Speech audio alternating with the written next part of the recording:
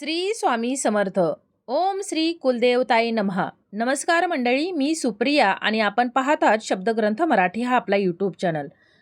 नवरात्री म्हणजेच एक आगळा वेगळा उत्साह.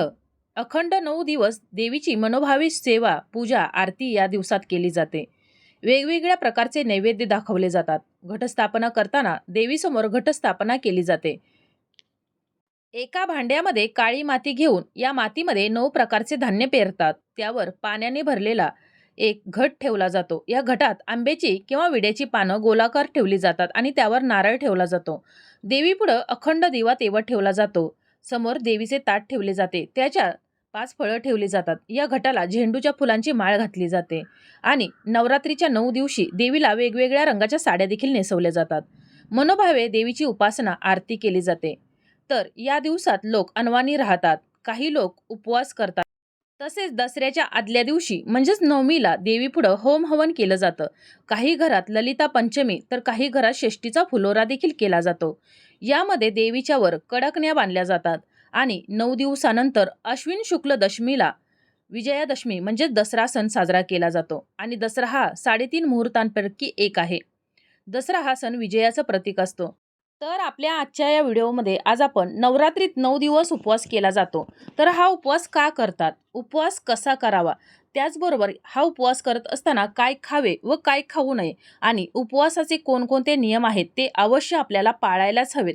याच्याविषयीची अगदी महत्त्वपूर्ण माहिती आपण अगदी थोडक्यात जाणून घेणार आहोत. तर व्हिडिओ शेवटपर्यंत पहा, जेणेकरून महत्त्वपूर्ण माहिती तुमच्यापर्यंत पोहोचेल. तसेच चॅनलवर जे नवीन आहेत त्यांनी चॅनलला सबस्क्राईब करा, जेणेकरून आपले येणारे नवनवीन माहितीमय आणि भक्तिमय व्हिडिओ तुमच्यापर्यंत पोहोचत राहतील. तसेच व्हिडिओ पाहत असताना व्हिडिओला लाईक करायला विसरू नका. तर चला माहिती जाणून घेऊया. आता आपण उपवास कसा करावा ते पाहूया. तर उपवास या शब्दाची फोड होते उप आणि वास. उप म्हणजेच जवळ आणि वास म्हणजेच राहणे. अन्न पाणी वर्ज्य करून राहणे म्हणजेच उपवास. सामान्यपणे याचा अर्थ हलका आणि मित आहार घेणे असा होतो. उपवासामुळे पचनसंस्थेवर सतत पडणारा ताण कमी होतो. आठवड्यातून एकदा उपवास करणे म्हणजे शरीराचे शुद्धीकरण करण्यासारखं आहे. आपण रोज जे अन्नधान्य खातो त्याच्या सततच्या वापराने धान्याच्या पुरवठ्यावर ताण पडतो. तो ताण कमी करण्यासाठी हा उपवास केला जातो. उपवास म्हणजेच कुणाच्या तरी जवळ असणे, विश्वास ठेवणे म्हणजेच काहीतरी संकल्प करणे. काही चुकीचे काम करणार नाही. 9 दिवस काहीच खाणार नाही. फक्त देवीच्या सानिध्यात राहीन, तिची आराधना करेन, पूजा करेन, तिच्या छत्रछायेखाली राहीन आणि तिच्याच मंत्राचा जप करेन. तसेच तिच्या नियमांचे पालन करून फक्त 9 दिवस नाही तर संपूर्ण जीवन ते आचरणात आणीन, यासाठी हा उपवास केला जातो आणि अखंड व्रत केलं जातं. तर आता आपण नवरात्रीमध्ये कोणत्या नियमांचं पालन आपल्याला आवश्यक करायचं आहे ते पाहूया. या नियमांचं जर पालन केलं आणि उपवास प्रामाणिकपणे केला तर उपवास करणाऱ्या व्यक्तीला व्रताचे फळ मिळते. तर आता आपण पाहूया की कोणकोणते नियम आपल्याला पाळायचे आहेत. तर नवरात्रीत उपवास करणाऱ्या व्यक्तीनं या नवरात्रोत्सवाच्या संपूर्ण काळात ब्रह्मचर्य पालन करायचं आहे. तसेच नवरात्रीत उपवास करणाऱ्यांनी कधीही खोटं बोलू नये, रागवू नये, वाद घालणं टाळायचं आहे. तसेच उपवास करणाऱ्या व्यक्तीनं लहान मुले, मुली, महिला, ज्येष्ठ नागरिक यांचा आदर करायला हवा. त्यांची काळजी घ्यायची आहे. त्याचबरोबर पान, तंबाखू, गुटखा, मद्यपान, धूम्रपान यासारखे अंमली पदार्थ यांचं व्यसन करायचं नाही. मांसाहार करणं देखील यामध्ये टाळायचं आहे आणि मसालेदार पदार्थ देखील खायचं टाळायचं आहे. नवरात्रीत उपवास करणारा जो व्यक्ती आहे तर त्यानं आपली शारीरिक आणि मानसिक क्षमतेची जाणीव ठेवूनच आपण कोणत्या प्रकारचा उपवास करायचा आहे याचा निर्णय घ्यायचा आहे आणि मग तशा प्रकारे उपवास करायचा आहे. उपवासाच्या व्रताचे पालन हे प्रामाणिकपणे करायचं आहे. तसेच फलोपवास, दुग्धोपवास, लघु उपवास, अधोपवास, पूर्णोपवास अशा उपवासाचे वेगवेगळे प्रकार असतात आणि आपल्या क्षमतेचा विचार करून आपण यापैकी योग्य पर्यायाची निवड करून आपल्याला हा उपवास करायचा आहे. तसेच नवरात्रीमध्ये उपवास करणाऱ्या व्यक्तीनं कामाशिवाय प्रवास करणं, इकडं तिकडं जाणं हे टाळायचं आहे. नवरात्रीच्या काळामध्ये सहल करणे, मौज मजा करणे हे टाळायचं आहे. व्रत हे अत्यंत प्रामाणिकपणे व्हावं याची आपल्याला काळजी करायची आहे आणि या उपवासाच्या काळात आपल्याला जास्तीत जास्त देवी मातेची सेवा करायची आहे, पूजा करायची आहे आणि तिच्या मंत्राचा जप करायचा आहे. तसेच जर उपवास करणारा जर व्यक्ती आजारी जर असेल तर त्यानं हा उपवास करणं टाळायचं आहे.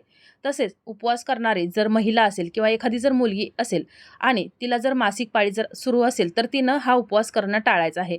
तसेच गरोदर महिलेनं देखील वैद्यकीय सल्ला घेऊनच हा उपवास करायचा आहे. तसेच नवरात्रीत उपवास करणाऱ्या व्यक्तीनं प्रामाणिकपणे या व्रताचं पालन करायचं आहे. म्हणजेच हा उपवास प्रामाणिकपणे करायचा आहे. हा उपवास मध्येच सोडू नये. पण अचानक जर काही अशी परिस्थिती आली आणि जर आपल्याला उपवास जर सोडावाच लागत असेल तर आपल्याला देवीची माफी मागायची आहे आणि नंतरच आपल्याला हा उपवास सोडायचा आहे. शक्यतो हा उपवास मध्ये सोडूच नये याची आपण काळजी घ्यायची आहे. तसेच अधोप उपवास म्हणजेच एक वेळचं जेवण घेऊन उपवास करणाऱ्या व्यक्तीनं नवमीच्या दिवशी दुधीचे कोणत्याही प्रकारचे सेवन करायचं नाही. आणि सप्तमी, अष्टमी आणि नवमी या 3 दिवशी उपवास करणाऱ्याने विधिवत व्रताची सांगता करायची आहे. 9 कुमारिकांना जेवण देऊन तसेच दक्षिणा देऊन हे व्रत पूर्ण करायचं आहे. आणि अशा प्रकारे हे नियम मी जे आता सांगितलेले आहेत तर ते नवरात्रीचे उपवास करताना अवश्य पाळायचं आहे. आणि अशा प्रकारचे नियम करूनच आपल्याला हा उपवास नवरात्रीचा 9 दिवसाचा उपवास करायचा आहे. आता आपण नवरात्रीमध्ये काय उपवासात काय खावं व काय खाऊ नये हे पाहूया. या नवरात्रीच्या काळात बरेच लोक सर्व 9 दिवस उपवास करतात. तर काही लोक नवरात्रीचे पहिले 2 आणि शेवटचे 2 दिवस उपवास करत असतात. नवरात्रीच्या उपवासात देखील आपल्याला अनेक प्रकार पाहायला मिळतात. काही लोक 9 दिवसात फक्त पाणी घेतात, तर काही लोक फळं खातात आणि काही लोक दिवसातून एक वेळ फक्त शिंगाड्याचे. तसेच नवरात्रीत तुम्ही हा उपवास करत असताना या उपवासामध्ये राजगिऱ्याचे पीठ देखील खाऊ शकता. तसेच ढोकळा किंवा जर खीर बनवून खाणार असाल तर तांदळाऐवजी तुम्ही वरईचे तांदूळ वापरून तुम्ही ही खीर किंवा ढोकळा बनवू शकता. साबुदाणा हे नवरात्रीतील एक प्रमुख अन्न आहे. याचे तुम्ही खीर, वडे किंवा पापड देखील बनवून खाऊ शकता. नवरात्रीच्या उपवासामध्ये तुम्ही सर्व प्रकारची फळं खाऊ शकता. काही भाविक हे 9 दिवस फक्त फळं आणि दूध पिऊन हा उपवास करतात. त्यामुळं त्यांनी दररोज ताजी फळं खायला हवीत. यामुळं त्यांच्या शरीरास फायदा होईल आणि चेहऱ्यावर देखील तेज येण्यास मदत होणार आहे. तसेच या नवरात्रीमध्ये स्वयंपाकासाठी मिठाचा वापर केला जात नाही. जेवणामध्ये मिठाचा वापर कमी केला जातो आणि पर्यायी म्हणून रॉक मीठ किंवा सैंधव मीठ वापरण्यात येतं. मसाल्यामध्ये तुम्ही जिरं किंवा जिरे पावडर, काळी मिरी पावडर, हिरवी वेलची, लवंग, दालचिनी, अजवाईन, काळी मिरी, कोरडे डाळिंब, कोकम, चिंच आणि जायफळ देखील वापरू शकता. काही लोक ताजी कोथिंबीर, लाल मिरची पावडर, सुक्या कैरीची पावडर, चाट मसाला इत्यादीचा देखील स्वयंपाकात वापर करतात.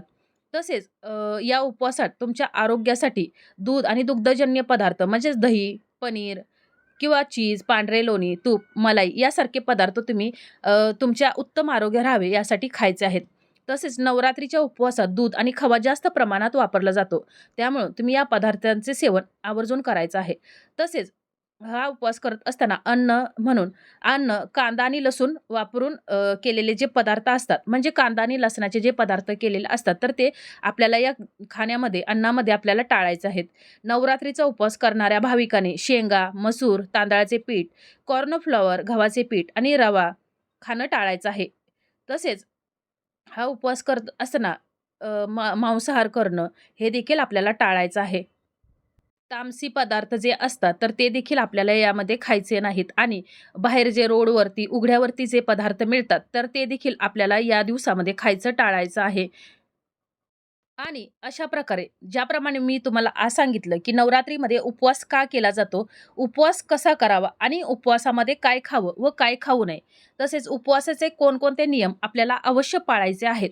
तर याविषयीची अगदी महत्त्वपूर्ण माहिती आज मी तुम्हाला सांगितलेली आहे. तर ही माहिती तुम्हाला कशी वाटली हे कमेंट करून जरूर कळवा. माहिती आवडली असेल तर व्हिडिओला लाईक करा, चॅनलला सबस्क्राईब करा आणि देवी मातेच्या, दुर्गा मातेच्या कृपेने तुमच्या घरामध्ये सुख, शांती, समाधान नांदो हीच देवी चरणी, दुर्गा माते चरणी प्रार्थना करते. लवकरच भेटू अशाच एका नवीन माहितीमय आणि भक्तिमय व्हिडिओसोबत. तोपर्यंत धन्यवाद.